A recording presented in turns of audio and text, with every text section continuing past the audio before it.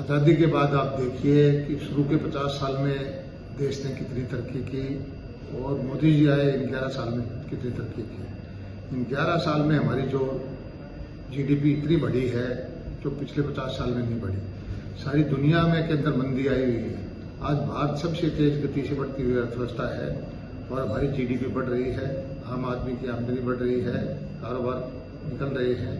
धीरे धीरे करके हमारी जो सबसे नौजवान हमारी आबादी है और देश आगे जो है बढ़ता जा रहा है।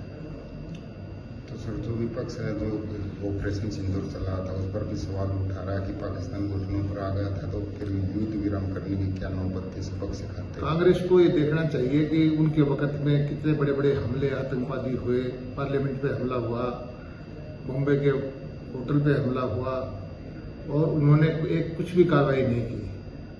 हमारे मोदी जी के वक्त में ये नीति है कि पाकिस्तान अगर हमारे यहाँ आतंकवाद करेगा तो हम घर में घुस के मारेंगे। और ये भारतीय सेना ने जोहर दिखाया है, शौर्य दिखाया है कि उनके घर में जाकर के उनके हवाई अड्डों को ध्वस्त किया, आतंकवादी ठिकानों को ध्वस्त किया। और विपक्ष फिर भी इससे संतुष्ट नहीं है तो विपक्ष को अंदर सोच में कोई कमी है।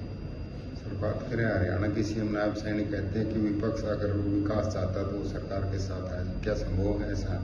नहीं, विपक्ष को अगर सरकार में कोई कमियां हैं तो उसको उजागर करना चाहिए और सकारात्मक अगर कोई काम लगता है, सही काम सरकार कर रही है तो उसकी आलोचना करने के बजाय उसके साथ देना चाहिए। इसमें बुराई क्या है?